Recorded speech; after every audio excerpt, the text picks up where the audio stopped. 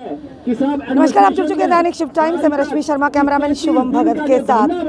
Rupnagar versus JDA, यानी कि रूपनगर के जो परिवार लगातार यहाँ पर धरना प्रदर्शन कर रहे थे, आज यहाँ पर एक मैसिव धरना प्रोटेस्ट, साइलेंट प्रोटेस्ट रखा गया, धरना रखा गया। और आप देख रहे हैं काफ़ी सारे इंटेलेक्चुअल लोग भी यहाँ पर आए हैं, यहाँ पर डीडीसी मेंबरान यहाँ पर आए हैं, एडवोकेट्स हजरात आए हैं, और भी काफ़ी लोगों का यहाँ पर जमावड़ा आज है। क्योंकि बात ये किसी समुदाय की नहीं, बात ये किसी सियासी पार्टी की नहीं, बात है हिंदुस्तानियों की। ये हिंदुस्तान के बाशिंदे हैं, जम्मू कश्मीर की जनता है, जिनका लगातार हर कोई सपोर्ट कर रहा है, इनके अधिकार की बात करें। इस समय हमारे साथ जुड़ चुके हैं शेख अब्दुल रहमान, पूर्व एमपी रह चुके हैं। इनसे जानेंगे आज इन्होंने भी यहाँ पर इनका आगमन हुआ। सर, सबसे पहले आपका बहुत बहुत स्वागत है।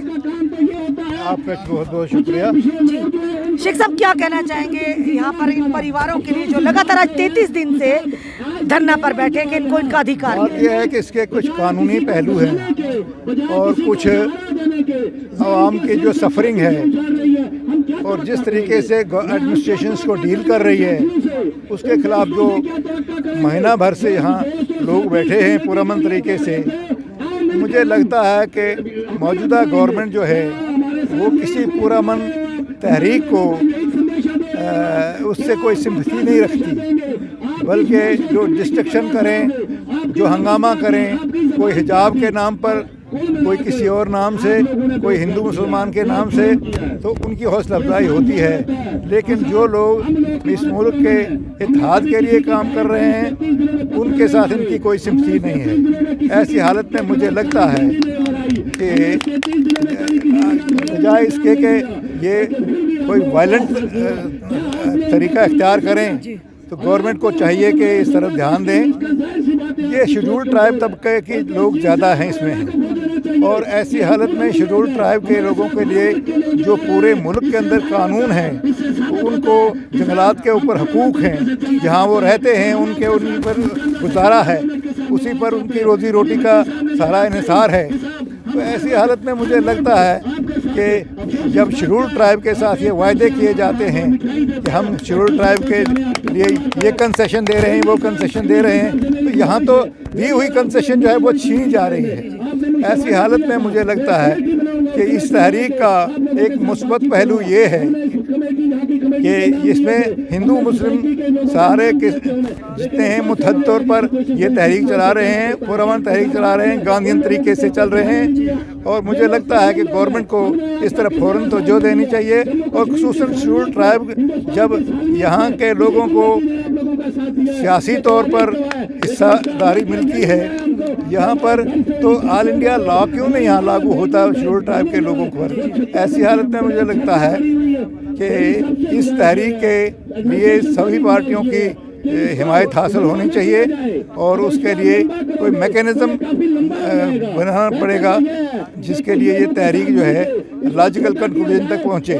ऐसी हालत में मुझे लगता है कि हुक्मरान जमात को, खासकर जो मरकज़ में है, और आज यहाँ चूँकि मरकज़ी गवर्नमेंट की सरकार चल रही है, तो ऐसी हालत में उन पर यह जिम्मेदारी आयद होती है कि वो शेड्यूल्ड ट्राइब तबका के साथ जिस तरह की उन्होंने हमदर्दी का इजहार किया है, वो अमली तौर पर भी सामने आना चाहिए। ऐसी हालत में हम इस मामले में बाकी पार्टियों के साथ मिलकर के इन लोगों की पुरजोर हिमायत करते हैं, और इन लोगों के हकूक़ की खातिर जो भी लड़ाई में हमारा रोल होगा, हम उसको अदा करने के लिए तैयार हैं। यहाँ पर सर जो भी इस मंच पे सारे एकत्रित हो रहे हैं, लोगों का ये कहना किसी भी पार्टी से हो, पर यहाँ पर सियासी तौर पर वो नहीं आए हैं, एक इंसानियत के तौर पर आए हैं, एक हिंदुस्तानी बाशिंदे होने के तौर पर यहाँ पर आए हैं। इसमें कोई शक नहीं है कि इंसानी तौर पर ये आए हों, लेकिन पार्टीज़ को इसमें एक्टिव रोल अदा करना चाहिए, और मीडिया के लोगों को भी इसमें एक पॉजिटिव रोल अदा करना चाहिए, क्योंकि ये एक ऐसे तबके की लड़ाई है जो पूरे मुल्क के अंदर 6% है, और इनको मिलाने के बाद ये 7% हो जाएगा, क्योंकि यहाँ के गुजर बकरवाल और गद्दी शिपी जो हैं वो इसमें शामिल हैं। ऐसी हालत में मुझे लगता है कि गवर्नमेंट को इसे तो तवालत देने के बजाय इस मसले का हल करने के लिए इनको बातचीत का रास्ता इख्तियार करना चाहिए।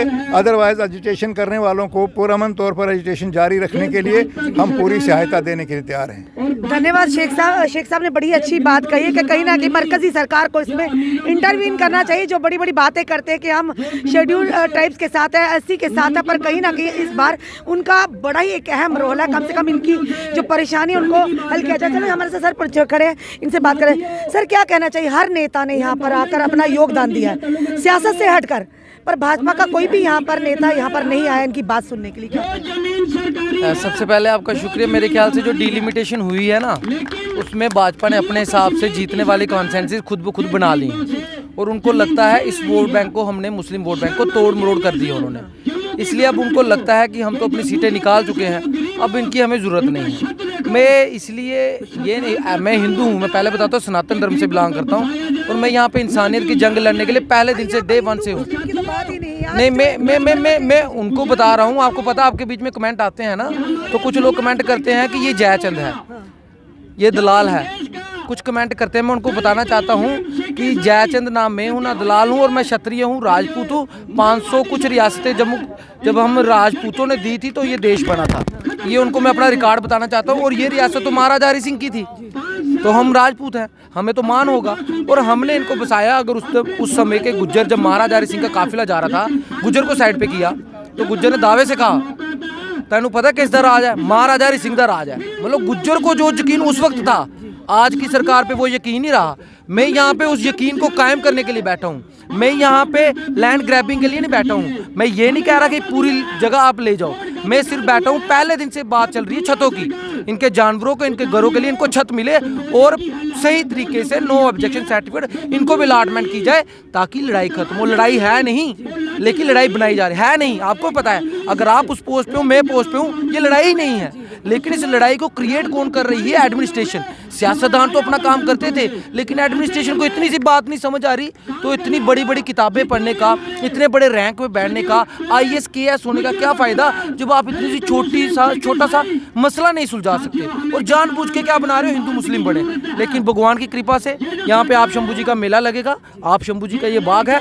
मेरे को पूरा भरोसा है, जितना मर्जी जोर लगा ले एडमिनिस्ट्रेशन, सरकार के दबाव में आ जाए, बीजेपी के दबाव में आ जाए, यहाँ हिंदू मुस्लिम नहीं होगा, नहीं होगा। और उन जयचंदों से मैं बार बार जो मुझे बोलते हैं, मुझे तो पहले दिन देखिए रश्मि जी, मुझे पहले दिन से इस बात का बड़ा अफसोस है, क्योंकि मीडिया को कहते हैं 4th पिलर, चौथा स्तंभ। इसका काम है हमारी बात सही वहाँ पे पहुँचाना और सही बात यहाँ पे लाना। लेकिन चौथे स्तंभ से जब ऐसी आवाज़ें निकलें, शाहीन बाग, आप पसंद करेंगी आपके गांव को जहाँ पे हिंदू मुस्लिम एकता हो? जो आप शंभू जी के बाग के बीच में हिंदू मुस्लिम सिख ईसाई रहते हो, इनको शाहीन बाग प्रमोट किया जाए, आपको दुख नहीं होगा? अगर आप सच्चे देशभक्त हो और सच्चे हिंदू हो और सच्चे राष्ट्रवादी हो, आपको दुख होगा। मुझे इस चीज़ का दुख होता है। और आपके कमेंट्स के बीच में कुछ गालियाँ देंगे, सही में वही देशद्रोही हैं, वही राजद्रोही हैं और वही हम हिंदू मुस्लिम एकता को खराब करने वाले लोग हैं। और एडमिनिस्ट्रेशन से कहना चाहता हूं, जनाब हम तो अनपढ़ गवार हैं, नल्ले नलायक हैं, हम खुद मान लेते हैं, लेकिन आप इतने पढ़े लिखे हो, इतने समझदार हो। आज तो एडमिनिस्ट्रेशन का रूल चल रहा है, LG साहब का रूल चल रहा है। तो ये छोटी सी बात यहाँ तो आप कहते हो कि इनकी 26 कनाल जगह हम छोड़ देते हैं, तो आप सबसे पहले आते, इनकी 26 कनाल पे जवाबदेही निशानदेही करते, उसके बाद आप पूरी कॉलोनी काटते, इनको भी एक विश्वास होता। लेकिन आपने शुरू क्या किया, प्लाट काटना शुरू कर दिया, किसी ने नहीं रोका। लेकिन अब आहिस्ता आहिस्ता आप धरना स्थल तक पहुंच रहे हो। कहीं ना कहीं इसका मतलब यही है कि तंबू खाना है, तो सीधे बता दीजिए ना कि हमने तंबू खाना, हमारी ये गारंटी है। लेकिन हमने ये नहीं कहा अगर आप 26 कनाल काटते हो, उसके बाहर हमारा तंबू है, इसको भी हम एडजस्ट कर लेंगे। कहीं आप 26 कनाल निकालिए, लेकिन आप 26 कनाल नहीं निकाल रहे। लड़ाई सिर्फ इतनी है, 26 कनाल जगह को काट के आपको साइड पे रखना है, ताकि इनको भरोसा हो जाए। उसके बाद आपको जो देना है, जो नहीं देना है, वो नेगोशिएशन आप बाद में भी कर सकते हो। लेकिन फॉर द टाइम बिंग ये लड़ाई खत्म हो जाएगी। लेकिन ये लड़ाई नहीं खत्म हो रही, उन किताबों का क्या फ़ायदा, उस कानून की किताबों का, पढ़ाई का क्या फ़ायदा? इससे अच्छे तो हम नल्ले नलायक हैं जिनको अनपढ़ हैं, गवार है, लेकिन पता है कि इनके 26 कनाल काट देते, उसके बाद पूरी जगह हम काट देते, ना इन्होंने कुछ बोलना था ना हमने कुछ बोलना था, लड़ाई खत्म हो जानी थी। तो जब ये खत्म नहीं कर रहे थे, इट मीन्स कहीं ना कहीं ये भी एक सियासत ही कर रहे हैं, इनडायरेक्टली सियासत कर रहे हैं। और फिर से उन लोगों को कहना चाहता हूँ, ये महाराजा हरि सिंह की रियासत थी, ये मत भूल जाइए। और उस वक्त गुज्जरों को पूरा यकीन था हम पर, तो आज भी हम पे होना चाहिए। और गुज्जर ही देशभक्त है, ये बीजेपी वाले चिल्लाते हैं, आज बीजेपी वालों ने अपनी कॉन्स्टिट्यूंसी फिट कर ली है, आज उनको गुज्जरों की शायद जरूरत नहीं है, लेकिन कभी ना कभी इसका उनको मौका मिलेगा। मैं तो ये कहता हूँ कि अगर आपको वो नहीं पहचानते तो आप क्यों जानते हो, आप ही छोड़ दीजिए उनको। लेकिन इनके जो गुज्जर लीडर वहाँ पे बैठे हुए हैं ना, उन पे बहुत हंसी आती है। एक बार भी देखा कोई बोला हो कि एक बोल रहा था क्या रूपनगर में, उनसे कहना चाहता हूँ क्यों हद से ज़्यादा बेशर्म हो गए हो, क्यों इतने गिर गए हो। तुम विरोध नहीं कर सकते, जहाँ पे विरोध नहीं होता वहीं पे तानाशाही होती है। इट मीन्स यहाँ पे तानाशाही चल रही है। जय हिंद, जय भारत, जय जम्मू कश्मीर।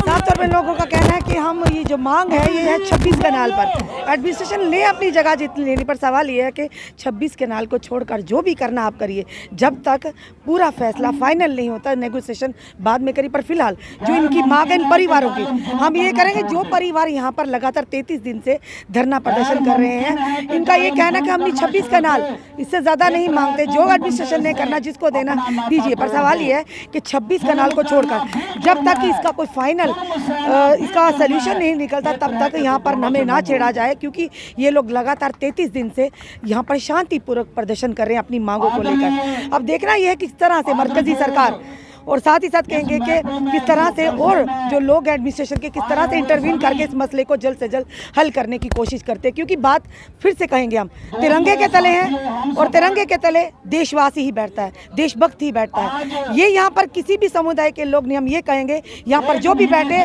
वो हिंदुस्तानी है, वो जम्मू कश्मीर के बाशिंदे हैं। दर्शकों, अपने कमेंट जरूर कमेंट बॉक्स में दीजिए। इस वीडियो को जितना हो सके शेयर कीजिए। जुड़े रहिए हमारे साथ अगले अपडेट के लिए। जय हिंद, जय भारत।